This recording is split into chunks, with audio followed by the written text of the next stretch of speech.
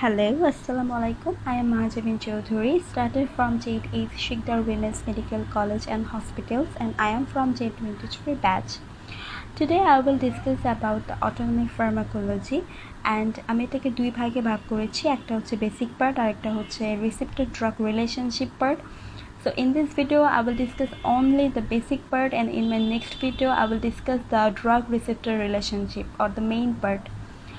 So প্রথমেই আমাদের জানতে হবে যে অটোনমিক ফার্মাকোলজি যে নার্ভাস সিস্টেমের উপর কাজ করে তার ক্লাসিফিকেশনগুলো। যেমন নার্ভাস সিস্টেমকে আমরা দুই ভাগে ভাগ করেছি, central nervous system and peripheral nervous system. So central nervous system is consist of brain and spinal cord, and peripheral nervous system is consist of nerve and neurons outside of the central nervous system. So peripheral nervous সিস্টেমের দুইটা part, sensory and motor nervous সিস্টেমের দুইটা part, somatic and অটোনমিকের তিনটা part, systemic, sympathetic, parasympathetic and enteric. Now we should learn about the basic differentiate between somatic and autonomic nervous system. So as a somatic nervous system we can see that একটা neuron এর গ্যাংলিয়নটা central nervous system থেকে directly connect হচ্ছে skeletal muscle রিসেপ্টরে আর যে কোনো effector অর্গানের রিসেপ্টরে। সো এখানে সেন্ট্রাল নার্ভাস সিস্টেমের anterior grey horn of the spinal কর্ডের নিউরনটা গ্যাংলিয়নের হিসেবে ডিরেক্টলি অ্যাটাচ হচ্ছে, এটাকে আমরা আলফা মোটর নিউরন বলতে পারি। এবং এখানে যে গ্যাংলিয়নটা সেটার একটা কেমিক্যাল রিলিজ করবে সেটার নাম হচ্ছে অ্যাসিটাইলকোলিন, এবং এটা একটা রিসেপ্টরের উপর কাজ করবে, সেটা হচ্ছে নিকোটিনিক রিসেপ্টর। এবং অটোনমিক নার্ভাস সিস্টেমের ক্ষেত্রে আমরা দেখব যে এই গ্যাংলিয়নটা দুই ভাগে ভাগ হয়ে যাবে, এইটা প্রি গ্যাংলিয়নিক অ্যান্ড পোস্ট গ্যাংলিয়নিক হিসেবে, এবং যেখানে সেটা অ্যাডজাস্ট করবে দিস টু, এটাকে বলা হচ্ছে সিন্যাপস। তো সিম্প্যাথেটিকের ক্ষেত্রে আমরা দেখব যে প্রি গ্যাংলিয়নিক যে পার্টটা সেটা ছোট, এবং প্যারাসিম্প্যাথেটিকের ক্ষেত্রে প্রি গ্যাংলিয়নিক পার্টটা বড়। এবং সিম্প্যাথেটিকের ক্ষেত্রে প্রি গ্যাংলিয়নিকটা একটা কেমিক্যাল রিলিজ করবে যেটা acetylcholine or cholinergic fibre we can call it, এবং পোস্ট গ্যাংলিয়নিকে একটা কেমিক্যাল রিলিজ করবে সেটা হচ্ছে norepinephrine or adrenergic fibre. So you can see that we have both fiber in the sympathetic nervous system, which are acetylcholine or cholinergic fiber and adrenergic fiber, but in parasympathetic প্রিগ্যাংলিয়নিকে যে chemical release করবে সেটা acetylcholine, post গ্যাংলিয়নিকে যে chemical receive করবে সেটাও acetylcholine. So they are both cholinergic fibre. Now এখন যদি আমরা একটা স্পাইনাল কর্ডকে আলাদা করি এবং এখান থেকে একটা ছোট অংশ কেটে নিয়ে আসি, we can see that এখানে তিনটা পার্ট হবে একটা নিউরনের। কী part? Afferent, efferent and internucleus. And the afferent যে ফাইবার সেটার কাজ হচ্ছে সিগন্যালটাকে আমাদের ইফেক্টর অর্গান থেকে সেন্ট্রাল নার্ভাস সিস্টেমে নিয়ে আসা। অ্যান্ড ইফারেন্ট যে ফাইবার তার কাজ হচ্ছে সিগন্যালটাকে সেন্ট্রাল নার্ভাস সিস্টেম থেকে ইফেক্টর অর্গানে নিয়ে যাওয়া, এবং ইন্টারনিউক্লিয়াসের কাজ হচ্ছে interrogate the information between this two. Afferent ফাইবারের ক্ষেত্রে আমরা মনে রাখতে পারি যে এখানে সিগন্যালটা এ অর্থাৎ বাংলায় হচ্ছে আসবে সেন্ট্রাল নার্ভাস সিস্টেমে, ইফারেন্টের ক্ষেত্রে উল্টোটা। এখানে আমরা একটা উদাহরণ দিতে পারি, যেমন হট টাচ পয়েন্টের উদাহরণ, যেটা হচ্ছে আমি যদি একটা হট কোনো অবজেক্টের উপর টাচ করি তাহলে আমার ফিঙ্গার থেকে যে রিসেপ্টরটা হট ফিলিংসের সিগন্যাল নিয়ে ব্রেনে আসবে সেটা হচ্ছে অ্যাফারেন্ট ফাইবারের মাধ্যমে, এবং ব্রেন থেকে উইথড্রল যে সিগন্যালটা যাবে আমার ফিঙ্গারের রিসেপ্টরে সেটা হচ্ছে ইফারেন্ট ফাইবারের মাধ্যমে, এবং এই কাজটা হবে ফ্র্যাকশন অফ মিলিসেকেন্ডে, অর্থাৎ খুবই অল্প সময়। Now origin of the sympathetic and parasympathetic প্রিগ্যাংলিয়ন।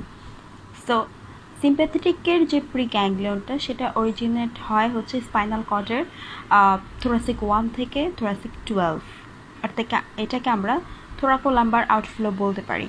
এবং প্যারাসিম্প্যাথেটিকের প্রিগ্যাংলিয়নটা সেটা অরিজিনেট হয় from the cranial nerve 3, 7, 9, 10 and from the sacral region S2, S4, এবং এটাকে আমরা বলতে পারি craniosacral outflow. And now the activity of the sympathetic and parasympathetic nervous system to our body. প্রথমে যদি আমরা দেখি যে সিম্প্যাথেটিক নার্ভাস সিস্টেমকে আমরা ইমার্জেন্সি নার্ভাস সিস্টেমও বলতে পারি, অ্যান্ড প্যারাসিম্প্যাথেটিকের ক্ষেত্রে আমরা এটাকে sleep and rest nervous system বলতে পারি। তো সিম্প্যাথেটিকের ক্ষেত্রে আমার হোল বডিতে কী কী কাজ হবে, যেমন when it is activate, it can cause the dilate of the pupil, inhibition of salivation, relaxation of airways, acceleration of the heartbeat, inhibition of the digestion, stimulation of the glucose which is released from the liver, inhibition of the gallbladder, inhibition of the intestine, stimulation of the adrenal medulla, and relaxation of the urinary bladder, stimulation of the ejaculation and vaginal contraction.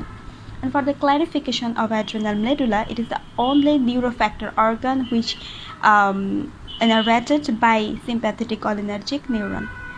And as a contrast with the sympathetic nervous system, parasympathetic nervous system do the opposition work of the sympathetic nervous system to our body, that it can cause the contraction of the pupil, stimulation of the salivation, construction of the airway, slowing of the heartbeat, stimulation of the digestion, stimulation of the glucose uptake from the liver, stimulation of the gallbladder, contraction of the urinary bladder, stimulation of the erection.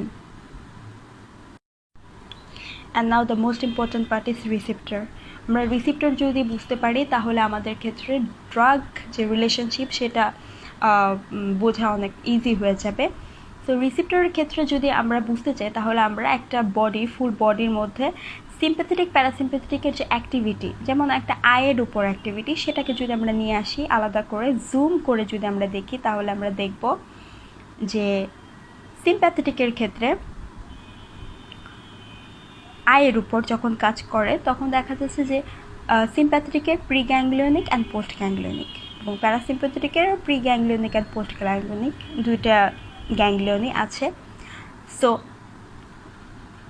সিম্প্যাথেটিকের ক্ষেত্রে পোস্ট গ্যাংলিয়নের norepinephrine chemical as adrenergic receptor হিসেবে কাজ করে, এবং প্যারাসিম্প্যাথেটিকের পোস্ট গ্যাংলিয়নিকের acetylcholine chemical which is cholinergic receptor হিসেবে কাজ করে, এবং অ্যাসিটাইলকোলিনের দুইটা receptor, nicotinic and muscarinic, and nicotinic রিসেপ্টরটা অনলি সিম্প্যাথেটিকের সাথে কাজ করবে, এবং যখনই আমরা প্যারাসিম্প্যাথেটিকের অ্যাসিটাইলকোলিন হিসেবে কাজ করব তখনই সেটা মাস্কুরিনিক রিসেপ্টরের উপর কাজ করবে। তাহলে যদি সিম্প্যাথেটিক হয় তাহলে আমরা দেখব যে সেটা অ্যাড্রেনার্জিক এবং কলিনার্জিক দুইটা নিকোটিনিক রিসেপ্টরের উপর কাজ করছে, যেটাকে আমরা অ্যানোট্রপিক রিসেপ্টর বলবো, কজ অ্যাসিটাইলকোলিন একটা neurotransmitter which bind with such chemical it cause open up allowing passes of ions such as sodium which eventually leads to an action potential.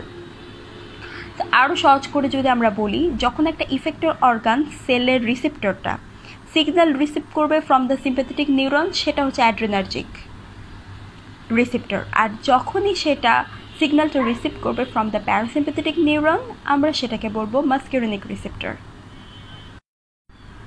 তো অন্যভাবে যদি বলি যে কলিনার্জিক রিসেপ্টর যে মাস্কুরিনিক যে পার্টটা সেটা কখন কাজ করবে, আমরা জানি আমাদের আই স্মুথ মাসেল আছে, so every end of the postganglionic neuron meet the smooth muscle of the eye, তখন সিম্প্যাথেটিক অ্যাড্রেনার্জিক রিসেপ্টরটা স্টিমুলেট করবে, যার ফলে আমরা জানি সিম্প্যাথেটিকের কাজ হচ্ছে পিপলকে ডায়ালেট করা, এবং প্যারাসিম্প্যাথেটিকের ক্ষেত্রে তখন স্টিমুলেট করবে কোলিনার্জিকের মাস্কুরিনিক রিসেপ্টর, যার ফলে প্যারাসিম্প্যাথেটিকের ক্ষেত্রে আমরা জানি পিপলকে সেটা কনস্ট্রিকশন করে।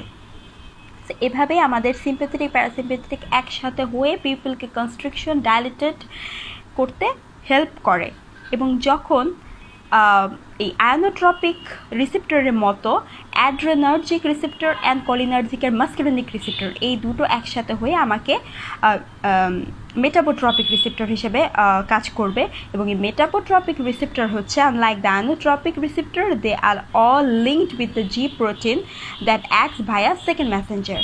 So this are the basic knowledge of autonomic pharmacology. Hope you are all like this video, and in my next video I will discuss about the drug receptor relationship. Until then, Allah Hafiz.